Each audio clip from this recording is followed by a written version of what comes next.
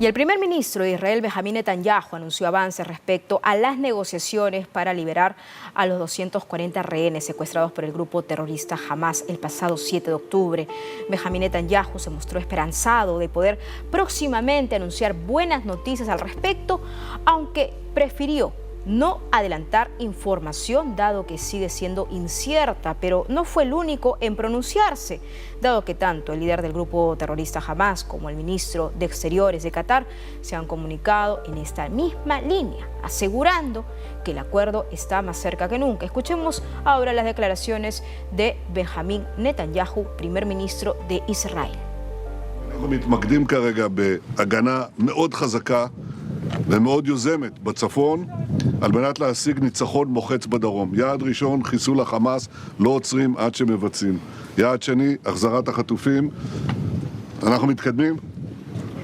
אני לא חושב שכדאי להכביר מילים אפילו לא ברגע הזה, אבל אני מקווה שיהיו בשורות טובות בקרוב.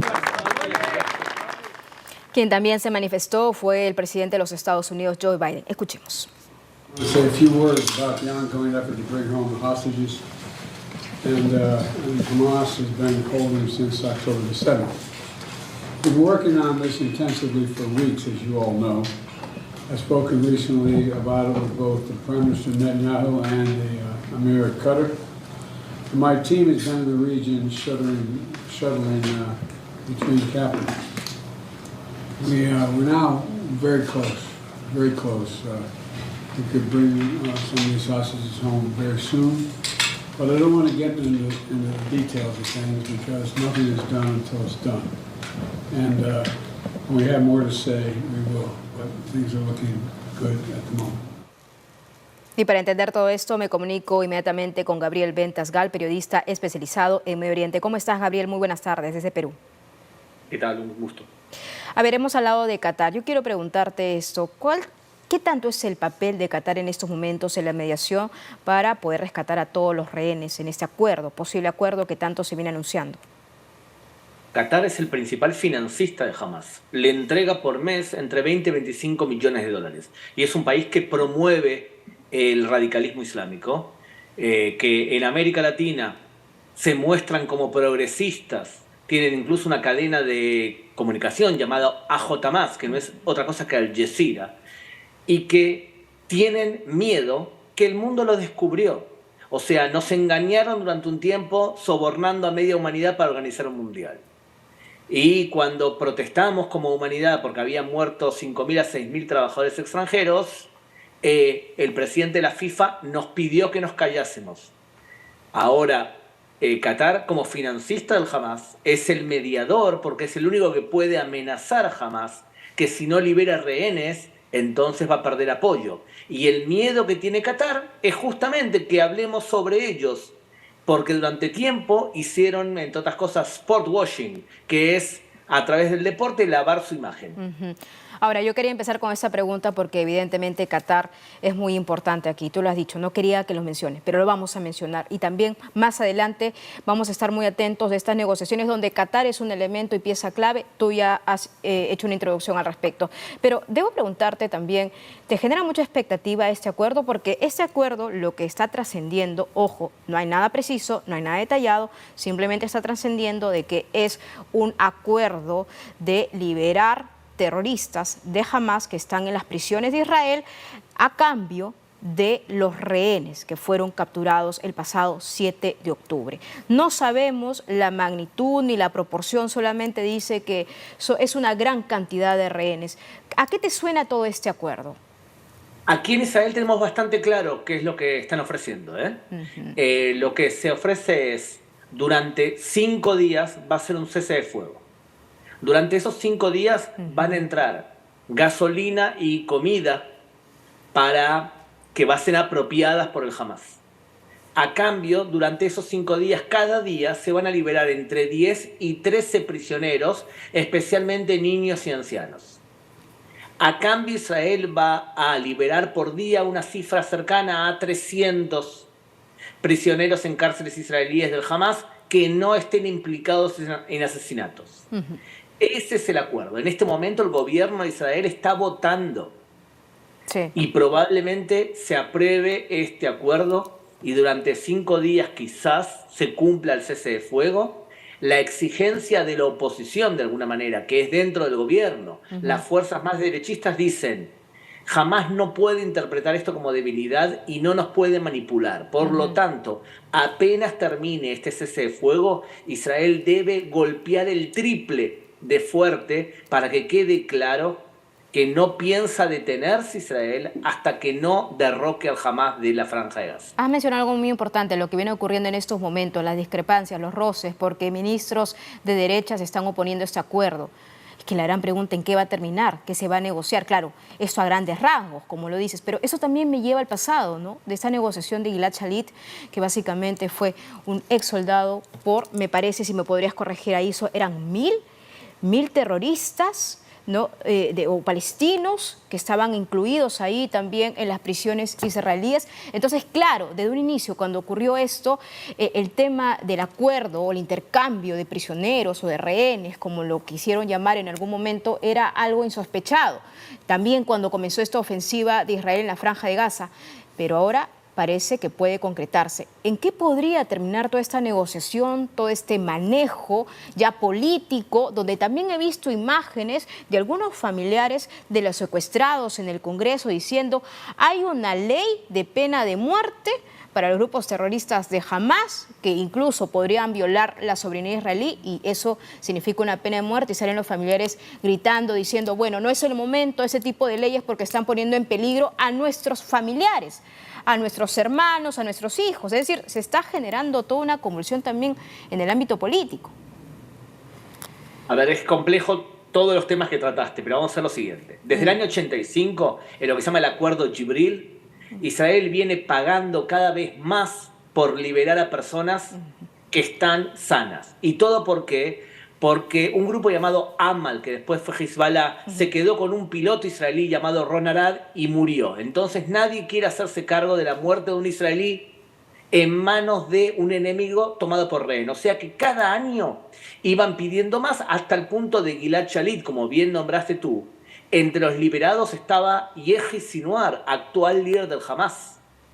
Por lo tanto, Israel en un momento determinado tuvo que decidir, ¿seguimos con esta política? Levantaron una comisión media secreta, liderada por un ex juez llamado Meir Shamgar, y decidieron lo siguiente, un vivo por un vivo, un muerto por un muerto. Si tomamos en consideración esta forma de hablar de Shamgar, un vivo por un vivo, un muerto por un muerto, y lo comparamos con un soldado israelí liberado por 1027, lo que estamos viendo ahora es una reducción de la capacidad de exigencia del Hamas. Si lo comparás con toda la historia de lo que ha ocurrido. Claro. ¿Y esto por qué ocurre? Esto justamente ocurre porque el ejército israelí está presionando físicamente al Hamas a tal punto que no les queda tanto margen de maniobra.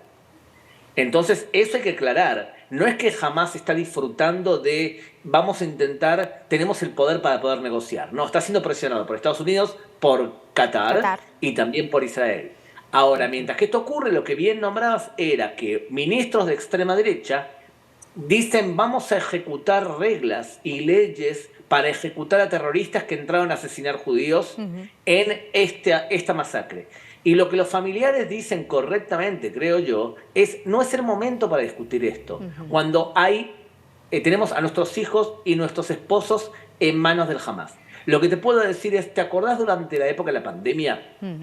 Cuando Israel salió a la calle a buscar las vacunas lo más rápido posible para vacunar, existe en el judaísmo una obsesión por la vida.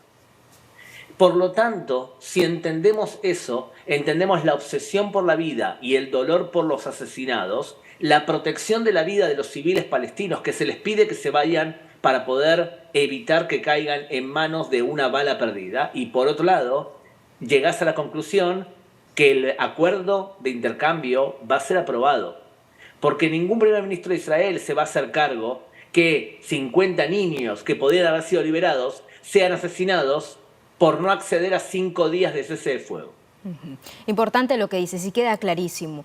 Ahora, esta ofensiva que tiene en mente, ¿no?, el objetivo principal, desmantelar todas las estructuras militares de Hamas, eso puede tomar años. No hay incluso una aproximación de lo que realmente, porque se vienen encontrando cosas y se vienen mostrando también a los medios de comunicación, el hospital Al-Shifa, los túneles, todo tipo de búnkeres, donde incluso se dice por algunas imágenes de cámara de seguridad que los mismos secuestrados estuvieron ahí en ese hospital central en el norte de Gaza. Es decir, ¿qué lectura tienes, qué perspectiva tú al escuchar a Benjamín Netanyahu diciendo, bueno, nuestro objetivo final es destruir a Hamás en su totalidad? ¿Qué significa eso? Bueno, ante todo, una amiga de mi hija, Noa Marciano, fue descubierta, el cuerpo muerto, al lado del hospital Shifa. O sea que hay que tener en cuenta, el hospital Shifa es la central del Hamás desde el año 2009. No es algo nuevo. Lo que pasa es que ahora tenemos los medios tecnológicos para poder mostrarlo al mundo. Es que de eso se claro, trata. tal cual. Sí. Y de todas formas hay medios de comunicación. Te imaginarás que no como el tuyo, porque en la introducción que dijiste está claro que le tenés más confianza y tu cadena tiene más confianza a lo que te puede informar un país democrático, a lo que te puede decir el Hamás. Pero hay medios de comunicación que dicen que incluso lo que mostró Israel en el hospital Shifa no es creíble, fue un montaje. Bueno, cuando tú odias y tienes prejuicios, por más que te expliquen adelante de tu rostro pruebas contundentes, no lo vas a creer porque tus prejuicios son demasiado grandes. Y te hablo de cadenas como la BBC de Londres, la televisión española. Donde luego se han disculpado también, luego de dar una información fallida, ¿no? Ahora, lo que te digo con respecto a lo que has dicho, es verdad. Los escenarios posibles son los siguientes. Una permanencia larga de Israel dentro de la Franja de Gaza, intentando pelear desde dentro. El gobierno de Netanyahu no quiere cederle el control de la Franja de Gaza a la autoridad palestina porque creen que son igual de corruptos que el Hamás o igual de peligrosos.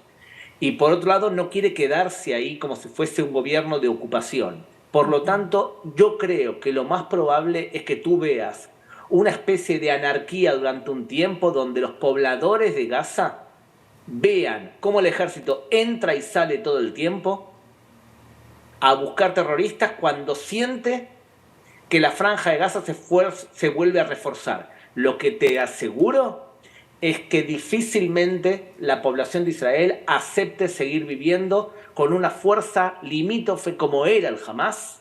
Y si entendemos esto, no descartes que durante estos 5 días de cese de fuego o después del Hamás tengamos un ataque contundente de Israel contra Hezbollah.